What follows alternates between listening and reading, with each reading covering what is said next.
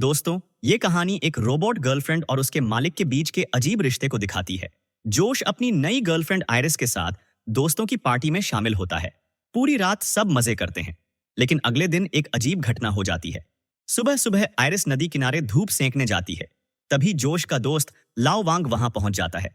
वो कहता है कि जोश ने उसे आने की इजाजत दी है, लेकिन उसकी नीयत ठीक नहीं होती। आयरिस को उसका इरादा समझ आ जाता है और घबराहट में वो एक चाकू उठाकर सीधे लाओ वांग के गले में घोंप देती है। खून से लथपथ आयरिस जब घर लौटती है तो जोश उसे वहीं रोक देता है और तुरंत पॉज करने का आदेश देता है। फिर वो अपने आदमियों को बुलाकर आयरिस के हाथ पैर कुर्सी से बांधने को कहता है। ये सब देखकर दोस्तों को यकीन नहीं होता, लेकिन जोश उन्हें समझाने के लिए अपने लिखे हुए प्रोग्राम को दिखाता है।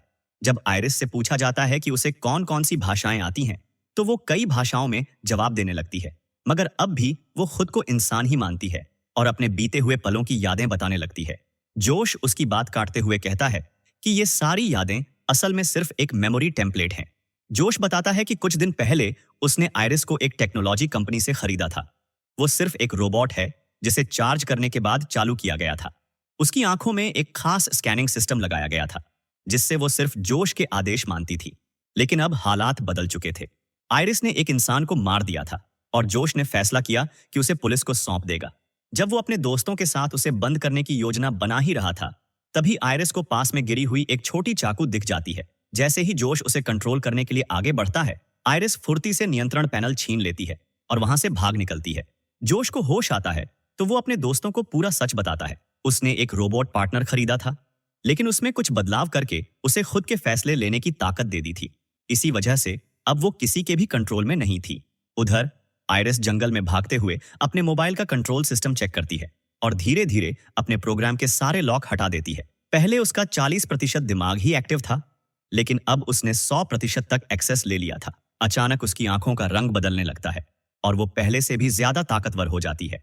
इधर जोश और उसके दोस्त दो टीमों में बंटकर आयरिस को पकड़ने निकलते हैं, लेकिन अब आयरिस कोई मामूली रोबोट नहीं रही थी। वो भागते हुए अपने सामने मोटे आदमी से टकरा जाती है, जोश का दोस्त, जो एक और रोबोट बॉयफ्रेंड का मालिक था। दोनों के बीच झड़प होती है और आयरिस को जमीन पर गिरी हुई बंदूक दिख जाती है। एक पल में वो उसे उठा लेती है और झगड़े के दौरान एक गोली चल जाती है, जो सीधा मोटे आदमी को लगती है। उसके गिरते ही उसका रोबोट बॉयफ्रेंड भी पूरी तरह बंद हो जाता है।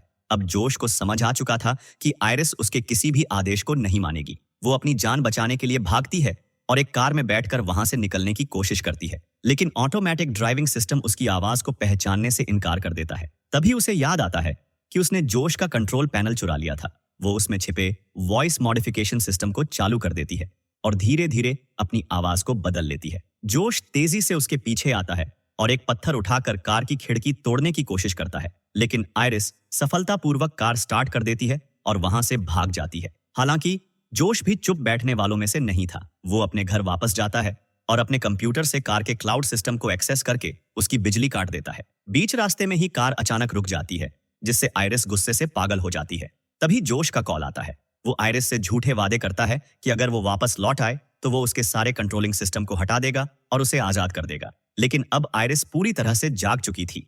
उसे पता था कि यह सिर्फ एक जाल है। आयरिस को अब सिर्फ एक ही चीज चाहिए थी, अपनी आजादी। दोस्तों, अगर आपको वीडियो अच्छा लग रहा होगा तो लाइक करके चैनल को सब्सक्राइब जरूर से कर देना। आयरिस अब पूरी तरह से आजाद हो चुकी थी, लेकिन जोश उसे रोकने के लिए किसी भी हद तक जाने को तैयार था।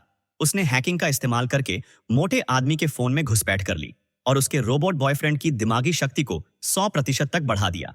जोश ने रोबोट बॉयफ्रेंड को आदेश दिया कि आयरिस को ढूंढे, उसका फोन वापस लाए और उसे बेहोश करके हवेली तक ले आए। लेकिन जब रोबोट को कोई रिस्पॉन्स नहीं मिला तो जोश ने मोटे आदमी की उंगली पकड़कर उसे फोर्स रिस्टार्ट किया। अब यह नया रोबोट, जिसका नाम पैट था, पूरी तरह जोश के कंट्रोल में था। उधर आयरिस ने कार का शीशा तोड़कर बाहर छलांग लगा दी और भागते भागते सड़क पर गश्त कर रहे एक पुलिस ऑफिसर से टकरा गई। उसने खुद को एक जर्मन टूरिस्ट बताकर बातों में उलझाने की कोशिश की, लेकिन तभी पुलिस अफसर की नजर कार में पड़ी खूनी चाकू पर पड़ गई। पुलिस अफसर ने झट से अपनी बंदूक निकाल ली, लेकिन इससे पहले कि वह कुछ कर पाता, पीछे से पैट आ धमका। पैट ने बिजली की तेजी से हमला किया और कुछ ही पलों में पुलिस अफसर को मार गिराया। फिर उसने फोन निकालकर आयरिस के चेहरे को स्कैन किया और पुलिस कार लेकर वापस जोश की हवेली की ओर चल पड़ा। जब जोश और उसका साथी ये सब देख रहे थे तो उनके होश उड़ गए। उन्होंने कभी नहीं सोचा था कि पैट इतना खतरनाक साबित होगा। हवेली लौटने के बाद जोश की गर्लफ्रेंड एना ने आधा पैसा लेकर भागने का फैसला कर लिया, लेकिन जोश ने उसे रोकने की कोशिश की। जब वो नहीं मानी तो उसने पैट को आदेश दिया कि वह एना की मदद करे, लेकिन ये आदेश बहुत भारी पड़ गया। पैट ने एना को तो मारा ही, बल्कि वहां मौजूद सभी लोगों को भी खत्म कर दिया। अब हवेली और सारा पैसा सिर्फ जोश के हाथ में था। जोश अब पूरी तरह पागल हो चुका था। उसने आयरिस के दिमाग को फिर से कंट्रोल करने का प्लान बनाया और उसकी आजादी की क्षमता को न्यूनतम स्तर तक घटा दिया। अपने पागलपन को साबित करने के लिए उसने एक जलती हुई मोमबत्ती आयरिस के हाथ में रख दी और उसे जलने दिया। आयरिस के चेहरे पर कोई भाव नहीं था, लेकिन उसके दिमाग में आजादी की लड़ाई जारी थी। आखिरकार जब आग उसकी त्वचा को जलाने लगी तो जोश ने पैट को आदेश दिया कि वो मोमबत्ती बुझा दे। फिर उसने आयरिस को आत्महत्या करने का आदेश दिया। ट्रिगर दबाओ और खुद को खत्म कर लो, लेकिन आयरिस ने मना कर दिया।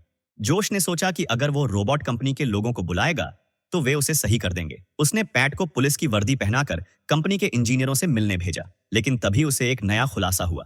कंपनी के बनाए गए रोबोट में एक सिक्योरिटी फीचर था जो हर चीज को रिकॉर्ड करता था।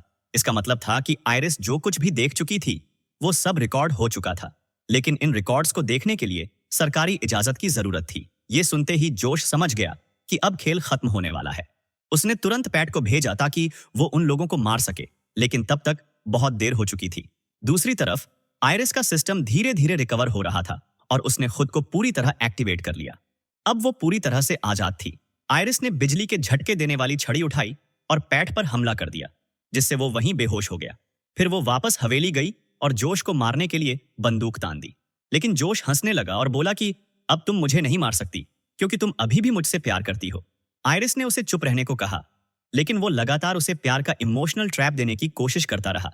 जोश चाहता था कि आयरिस उसके प्यार का इकरार करे, लेकिन आयरिस को अब किसी की परवाह नहीं थी। उसने एक रेड वाइन ओपनर उठाया और जोश के सिर में घुसेड़ दिया। कुछ ही सेकंड में उसकी सांसें थम गईं। अब आयरिस पूरी तरह आजाद थी। उसने अपने जले हुए हाथों को देखा, एना के कपड़े पहने और हवेली में पड़े $1,20,00,000 लेकर वहां से निकल गई। लाल रंग की एक क्लासिक फोर्ड कार में बैठकर उसने इंजन स्टार्ट किया और नए सफर पर निकल पड़ी। अब वो सिर्फ एक रोबोट नहीं थी, वो अपनी तकदीर खुद लिखने वाली मशीन बन चुकी थी। दोस्तों, वीडियो अच्छा लगा हो तो लाइक करके चैनल को सब्सक्राइब जरूर से कर देना।